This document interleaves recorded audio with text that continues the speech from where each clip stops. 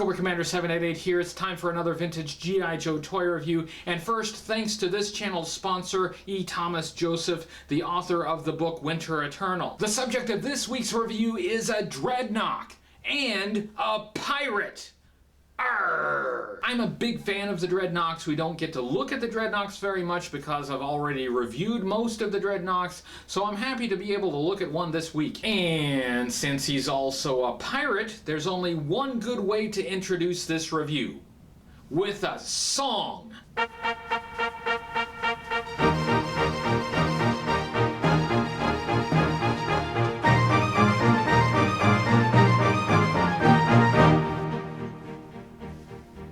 I'm the very model of a toy reviewing YouTuber. I talk about the Joes, both top tier and the stupider. It's time for another G.I. Joe toy review. This time it's a Dreadnok, so I hope it gets a lot of views. Hope to get a lot of views. Hope to get a lot of views. Hope to get a lot of views. Early Dreadnoks were Aussie biker gang perfectory. Later Dreadnoks went in a sillier trajectory. You've heard of Buzzer, Ripper, Torch, and Zartan's brother Xandar, but have you ever heard of the Dreadnok Pirate Zanzibar? Dreadnok Pirate Zanzibar! Dreadnok Pirate Zanzibar! Dreadnok Pirate Zanzibar! He comes with a vehicle that gets his hair caught in a fan. If you give me thumbs up, I promise not to sing again. So sit back with some popcorn and maybe eat a candy bar. HCC788 presents Dreadnok Pirate Zanzibar. Zanzibar! For I am a pirate king, and it is a glorious thing to be a pirate king. This is Zanzibar, the Dreadnok pirate, and his air skiff from 1987. This figure and vehicle set were available in 1987 and 1988 and were discontinued for 1989. There was no second version of Zanzibar released in the vintage G.I. Joe line. Zanzibar takes his name from the Zanzibar archipelago in the Indian Ocean. It's a semi-autonomous region of Tanzania. Zanzibar's prototype codenames included Dog Day, Top Knot, and Keel Haul. It's a good thing they didn't go with Keel Haul because G.I. Joe already had a character named Keel Haul from 1985. Zanzibar was issued as a vehicle driver, but he came with a small vehicle. Hasbro often did that with G.I. Joe figures that were considered deluxe figures, such as Serpentor with his air chariot and Sergeant Slaughter with his Triple T tank. The Zanzibar figure does have a lot of detail and a lot of paint applications. It almost seems as though they intended Zanzibar to be a deluxe figure, but I would have a hard time arguing that this figure deserves that honor. The Dreadnoks was a motorcycle gang led by Zartan, the Master of Disguise, introduced in 1984. Zartan, incidentally, was also a deluxe figure that came with a small vehicle, the Chameleon Swamp Skier. The first Dreadnoks were Buzzer, Ripper, and Torch from 1985. These were single-carded figures. They did not come with vehicles. That means this motorcycle gang did not have motorcycles. You could have the Dreadnoks ride the Cobra Ferret ATV, which was not a motorcycle, but as close as you could get at the time. The Dreadnoks were an important sub-faction in G.I. Joe, but interestingly, they almost didn't exist. After seeing the movie Return of the Jedi, Hasbro had the idea of introducing characters that were essentially knockoffs of Ewoks. Upon being presented with the idea, Larry Hama, the writer of the G.I. Joe comic book series, explained to Hasbro executives that it would be a bad idea to have their elite military unit shooting at cute fuzzy little animals. Instead of that, Larry pitched to them the idea of having a motorcycle gang with a post-apocalyptic aesthetic similar to Mad Max. It's nice to know there was some common sense behind the comic book series. I'm sure the creative minds behind the animated series would also avoid something so silly. Oh, that's right, they had Fatal Fluffies. In 1986, the roster of Dreadnoks was expanded with the introduction of Monkey Wrench, Zartan's sister Zarana, and Zartan's brother Xandar. Also in 1986, we got the first designated Dreadnok vehicle, the Thunder Machine, with driver Thrasher. Before the introduction of the Thunder Machine, the Dreadnoks did not have vehicles. In the animated animated series, when the Dreadnoks were introduced, they each had their own chameleon swamp skier. It was treated like the team's standard vehicle in place of motorcycles. There's more to say about Dreadnok vehicles, and we will talk more about them in a minute, but first let's look at more Dreadnoks. In 1988, we got a new Dreadnok, Road Pig. It's a pretty cool figure, I like it. Then in 1989, we got Naugahyde, and Naugahyde was actually the last new Dreadnok character to be introduced in the vintage G.I. Joe era. There were a couple later Dreadnok figures. There was Supersonic Fighters Road Pig from 1991 and Ninja Force Zartan from 1993.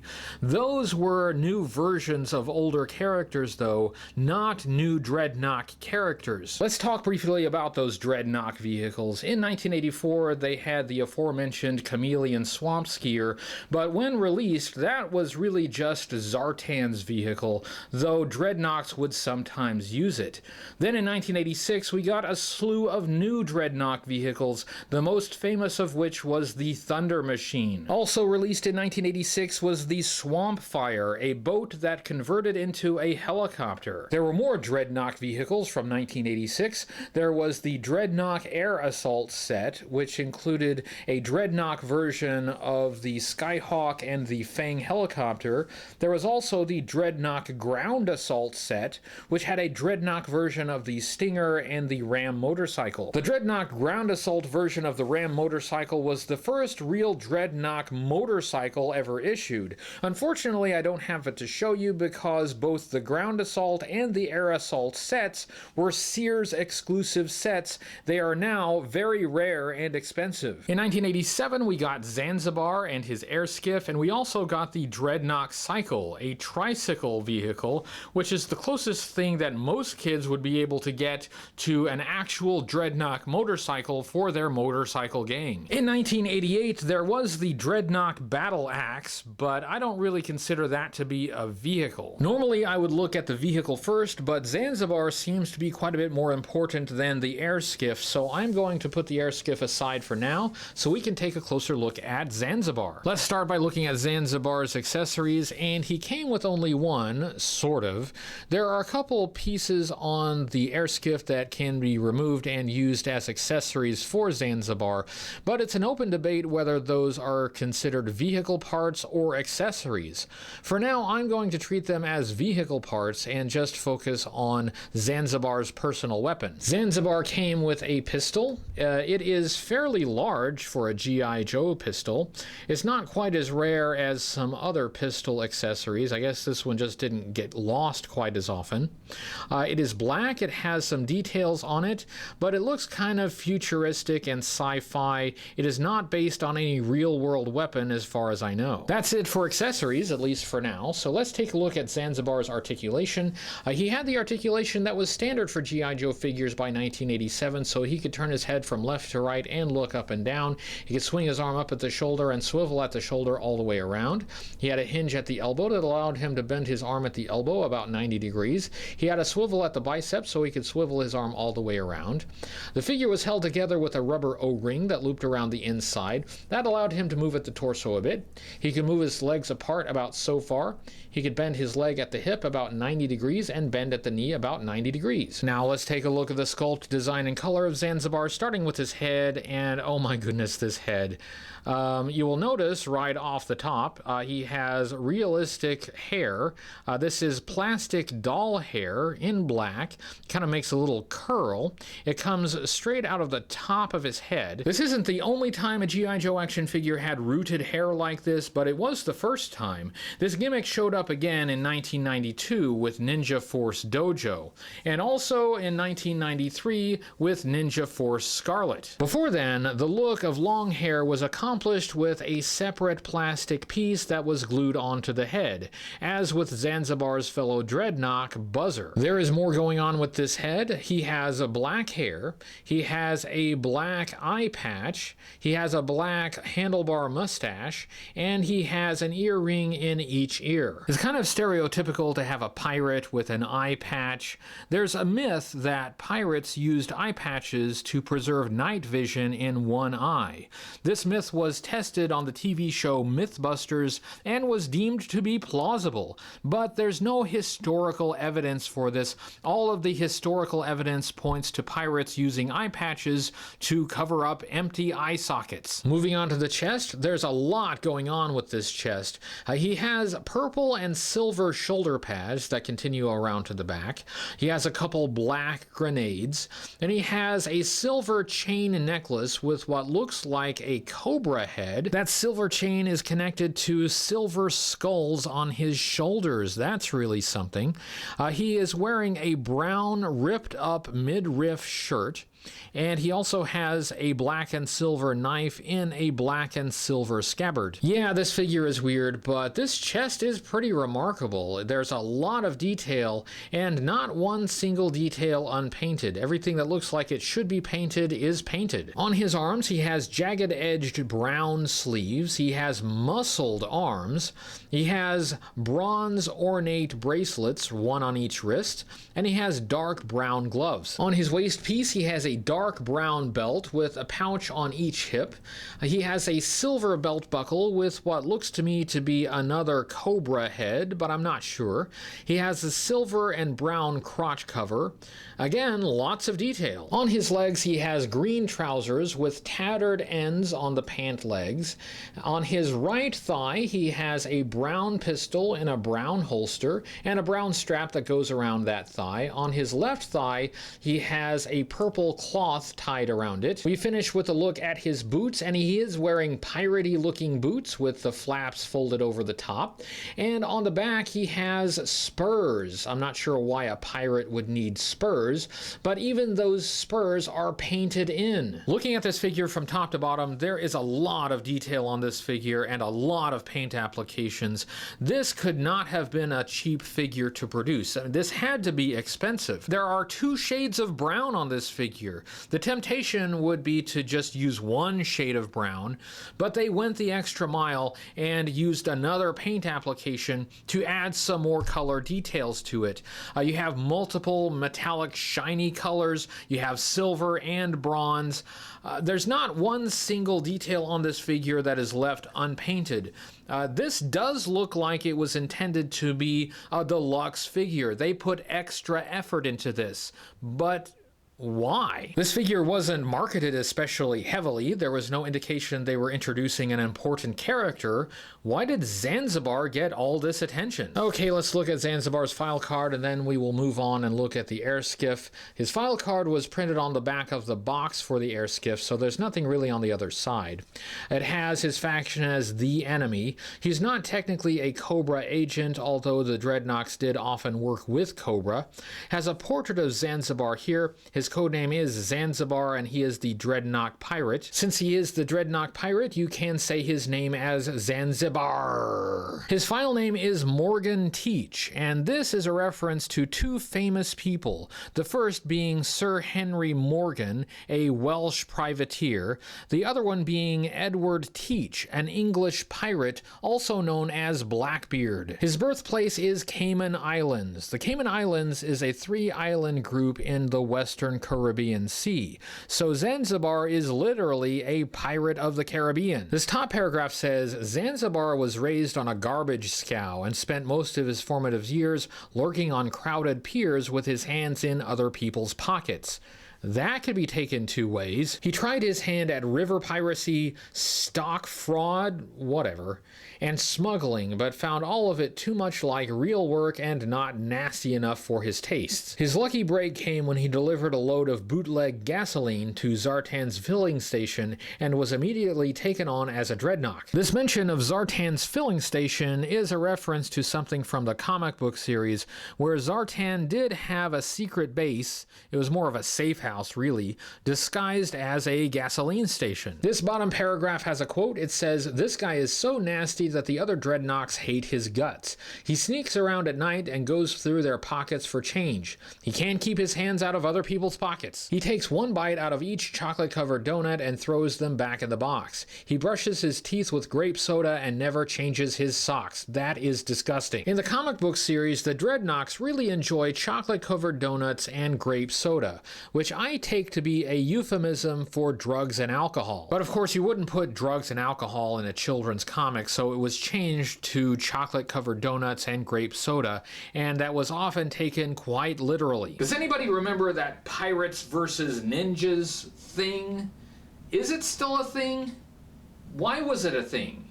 I mean, it showed up on the Real Ultimate Power official ninja website, but I never really understood why that was a thing. Why pirates? Why ninjas? Ninjas would win. Okay, let's look at this air skiff, and I have the blueprints for the air skiff, so I will be referencing this in describing some of the features. A skiff is a shallow, flat-bottomed boat with a sharp bow, and that kind of does describe this vehicle. But air implies it's a flying vehicle, and it was always depicted as a flying vehicle in the comic book. As a small one-man flying vehicle, it's in the same lineage as 1986 Serpentor's Air Chariot and 1988 Destro's Despoiler. In fact, it was released right between those two. Starting here in front, we have a couple yellow guns. The blueprints call these M118 coupled pantograph sight 7.62mm guns. They are fixed in the forward position. They do not traverse or elevate. Between those two yellow guns, we have a sticker with a Cobra emblem, even though this is not a Cobra vehicle. This was typical of Dreadnok vehicles, though. They all tended to have these Cobra emblems as if they were official Cobra vehicles, even though they were not. There are a couple missiles attached to each side of the vehicle. They are both yellow, the same color as the guns. The blueprints call these Air 99 thermal homing sensor missiles. There are two of them. They are identical, and they have a slot that goes straight through the whole missile, so it doesn't matter which side you put these on, they are interchangeable. I would advise caution with these missiles. They peg onto these very long, thin pegs on the side of the vehicle, and those pegs are quite fragile. They stick out pretty far, and so they can be broken off fairly easily. There's already some white plastic stress marks on this one, so do be cautious with those missiles, putting them on and taking them off, because you could break the vehicle. There is a pilot seat. It is black. It has a back peg. It does not have an instrument panel or anything like that, but it does have a couple joysticks. To fit the figure in the vehicle, you just bend his legs to about the same angle as the seat and line up his screw hole with the back peg and just peg him in. He fits in there fairly securely, but he doesn't have a seat belt or anything like that, so if he flies upside down, he might fall out. Those joysticks are a little too thick to fit in the figure's hand. I wouldn't press his hand on those because you might break the thumbs, but he can rest his hands on the joysticks and look like he is flying. Next, we look at a couple removable pieces that you may consider to be accessories for the figure rather than pieces on the vehicle. The first one is this spear. It slides into this hole on the side of the air skiff. It is removable. It is made of brown plastic. This spear has a pretty wicked spearhead with a hook and a serrated edge. Pretty evil looking. It is prone to getting scratched up and having stress marks on it because it does slide into the hole in the side of the vehicle, and that can be a little bit of a tight fit. The next piece is a little more difficult to remove. It has a loop, and you have to bend that loop in order to get it off of the vehicle. So that is a little bit hair-raising, a little bit stressful, but you can pull it out. This is a mallet. It's sometimes called a hammer, but this is a mallet straight out of a Looney Tunes cartoon. It is in brown plastic, the same as the spear. It has wrapping sculpted on the handle, and it has a loop, which you might want to put around the figure's hand. But I would not do it. This is fairly hard plastic, and you may actually break the entire loop off or crack it if you try to put it on the figure. Even though these pieces are made for the figure to hold and use, I do not put them in Zanzibar's hand. On my figure, it's just too tight a fit, and I worry about breaking the thumbs. Getting these pieces back on the vehicle can be a bit tricky, especially with that mallet. You have to squeeze that loop and fit it through the hole on the vehicle. It is not a very good fit, and it makes me nervous every time. Knocked a missile off. It makes me nervous every time. It's a bit easier to get the spear back in, but again, it tends to scratch and can sometimes bend the plastic. The air skiff has some air foils and some legs, really. I wouldn't call them wings. I don't think this vehicle would really fly. There's nothing on here that would give it enough lift. Looking at the underside of the air skiff, there's nothing really there, just some tabs that work as landing gear. That's the only landing gear this vehicle has. In the back, we have what is supposed to be the engine on this thing, not well detailed. We have a rear stabilizer, a black plastic piece, and then we have the fan. There's a yellow shroud around a black fan, and there's a knob in the back so you can manually spin the fan blade.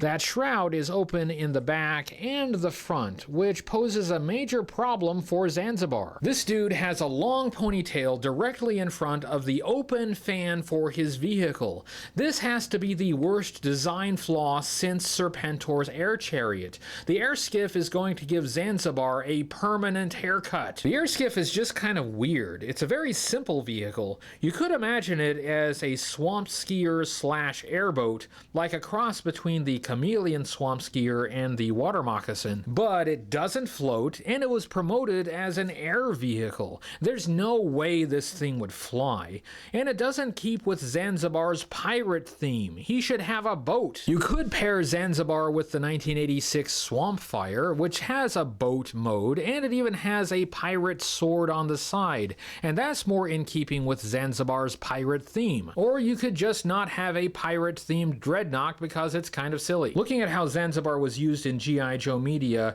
he did not appear in the animated series. He was only animated for commercials. His first appearance in the comic book series published by Marvel Comics was in issue number 60, and he was on the cover. That issue had pencils by Todd McFarlane, and it is not one of my favorite issues. In that comic book, Zanzibar was with Monkey Wrench, and they were caught by Zarana and Buzzer stealing gasoline from Zartan's gas station. Zanzibar had a few appearances in the comic book series, but he was never a major character. He popped up again in issue number 79. By that time, he was a full-fledged Dreadnok. In that issue, the Dreadnoks attack an army convoy just to be destructive, because that's what they do. In issue number 81, he was with the Dreadnoks when Zarana welcomed Cobra civilians to Broca Beach. He helped prevent Battle Force 2000 from discovering it, but he was shot down and arrested. In issue number 83, he was rescued from jail, along with Zarana, by Road Pig. You may find some other appearances here and there, but for the most part, he was a background character and not of great importance. Looking at Zanzibar overall, I'd say this is a middle tier figure. I'm not going to bottom tier it because of all the extra effort that went into this figure, with the rooted hair and the extra paint applications and the extra detail. I'm just not sure why this figure warranted the extra effort. It's Zanzibar. He's a Dreadnok, and Dreadnoks are supposed to be a bit rough and kind of ugly. They're not supposed to have a lot of finesse. And he's a Dreadnok pirate. That's new. Dreadnoks don't typically have pirate themes. And he's a stereotypical pirate too, with the eye patch and the tattered costume and the boots.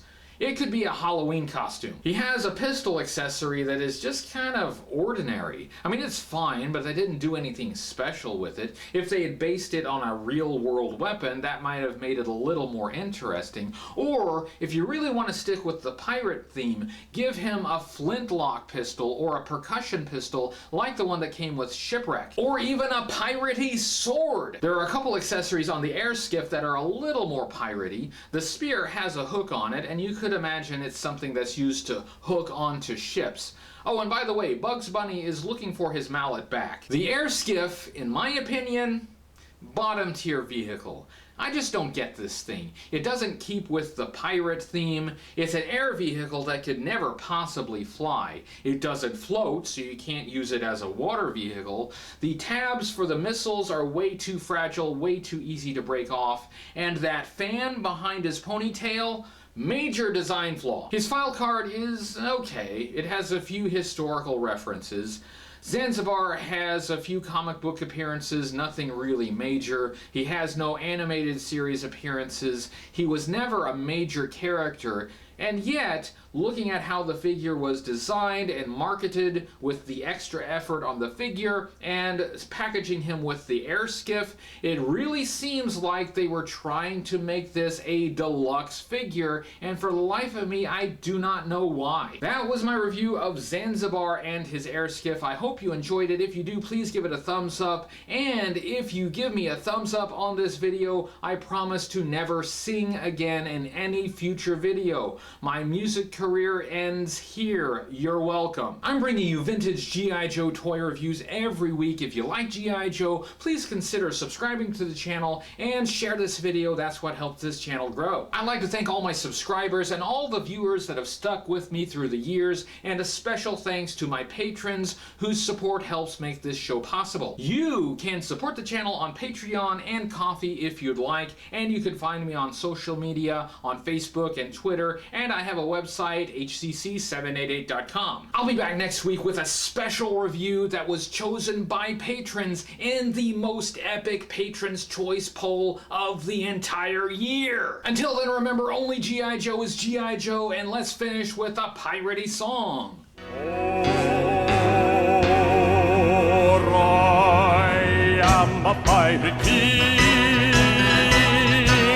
and it is a glorious thing to be a pirate king. I am a pirate king,